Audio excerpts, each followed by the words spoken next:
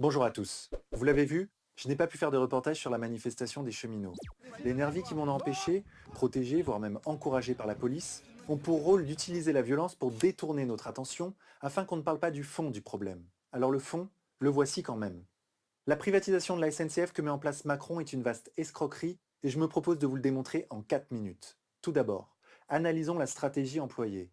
Focaliser notre attention sur le statut des cheminots qui, paraît-il, seraient des ultra privilégiés. C'est une stratégie très perfide, car le vrai sujet, ce n'est pas leur statut, ils servent simplement de hameçon pour nous faire avaler la totalité de la réforme qui va tous nous pénaliser. Car quoi qu'on pense de leurs avantages, et même si l'on estime qu'ils sont trop élevés, je rappelle qu'ils seront toujours infiniment inférieurs à ceux dont disposent les ministres et les conseillers qui décident de ces privatisations et qui jettent aujourd'hui les cheminots à la vindicte populaire. Ce sont les plus grands profiteurs qui nous donnent des leçons de morale et qui surtout nous opposent les uns aux autres. Car au fond, le problème, ce n'est pas que les avantages des cheminots soient trop grands. Le vrai problème, c'est que les acquis sociaux de tous les autres, de nous tous, sont en train de fondre comme neige au soleil depuis plusieurs décennies. On a voté pour des gens qui nous ont jetés dans la jungle de la mondialisation, les mains attachées dans le dos. L'État nous protège de moins en moins, c'est un fait. Et si l'on continue d'accepter docilement cette logique ultralibérale, comme Macron le souhaiterait, la suite c'est quoi? C'est que nous descendions tous au niveau des travailleurs des pays de l'Est? Puis des travailleurs chinois, pourquoi pas? Nous coûtons trop cher, paraît-il. Il faut impérativement dire stop à cet engrenage de destruction du tissu social imposé par l'Union européenne. Car oui, la privatisation de la SNCF est simplement l'application d'une directive européenne. Elle fait partie d'un plan préparé de longue date. Ils ont étranglé à petit feu ce service public pour que ses prix montent, pour qu'on ne soit pas content, et pour pouvoir dire ensuite « Regardez, ça marche mal, il faut privatiser ».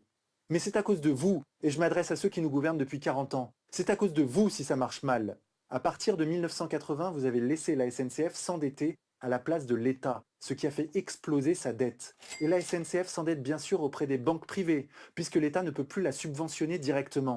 Et les banques se gavent, 1,5 milliard d'euros d'intérêts par an, et c'est pas fini, c'est une fuite en avant. Et on s'étonne que ce service public creuse son déficit chaque année. Forcément, quand on met volontairement la tête sous l'eau à quelqu'un, eh bien ce quelqu'un, il se noie. Et aujourd'hui, c'est vous qui noyez le poisson, en expliquant que la privatisation va tout résoudre. Vous êtes des menteurs. Qui parmi nous a ressenti les bénéfices de la privatisation des autoroutes? Le prix des péages est un véritable scandale. La privatisation de la Poste par Sarkozy aussi est un scandale. Qui en a vu les bénéfices? Y a-t-il eu une baisse des prix à la Poste? Une amélioration du service? Une amélioration des conditions de travail pour les salariés? Qui a vu les bénéfices de la privatisation de l'électricité, de l'eau, du gaz, d'Air France, de France Télécom?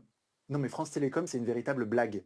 Orange s'est empressé de se mettre d'accord sur des prix élevés avec SFR et Bouygues. Ils ont formé un cartel. Ils ont même été condamnés par la justice pour ça. Et je ne parle même pas des nouvelles méthodes de management qui ont fait grimper le taux de suicide. Les prix montent partout lorsqu'ils privatisent. Et s'ils baissent, c'est uniquement au prix du sacrifice des salariés, c'est-à-dire de nous-mêmes. Les seuls qui gagnent vraiment, ce sont les actionnaires et les banquiers. Le gouvernement travaille pour eux. Nous, on y perd toujours à brader nos services publics, car c'est bien ce que recouvrent les jolis termes qu'ils emploient, ouvrir le capital. Ils nous en fument. Attention, je ne dis pas que les services publics ne doivent pas être réformés et que tout va bien, non. Le grand piège qu'ils nous tendent, c'est de nous faire croire qu'il n'y a que deux alternatives. Le service public kafkaïen, inefficace, ou la privatisation. Nous devons refuser ces deux alternatives. On veut un service public efficace. Et c'est précisément le rôle du gouvernement que tout fonctionne correctement, avec des comptes publics équilibrés, sans excès ni profiteurs. C'est tout ce qu'on lui demande. Son rôle n'est pas de vendre aux copains ce que nous avons tous payé cher par nos impôts, nous, nos parents, nos grands-parents. Et une fois construit, à la sueur de notre front, les politiques bradent les services publics et on repaye tout ça plusieurs fois par la hausse des prix qui suit la privatisation.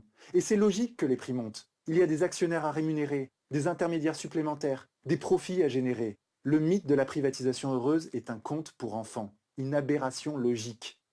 Et ils sont malins, ils le font secteur après secteur, pour que jamais nous ne soyons solidaires les uns des autres. Hier la Poste, France Télécom, EDF, GDF, aujourd'hui la SNCF, demain les hôpitaux, d'ailleurs ça commence déjà, la police, la justice, allez savoir. Ce sont des fous qui nous gouvernent. Ils se font passer pour des anges, pour des gens très compétents, mais ce sont des escrocs de grande envergure. Et cette réforme pour un nouveau pacte ferroviaire est une escroquerie qui transcende les clivages politiques.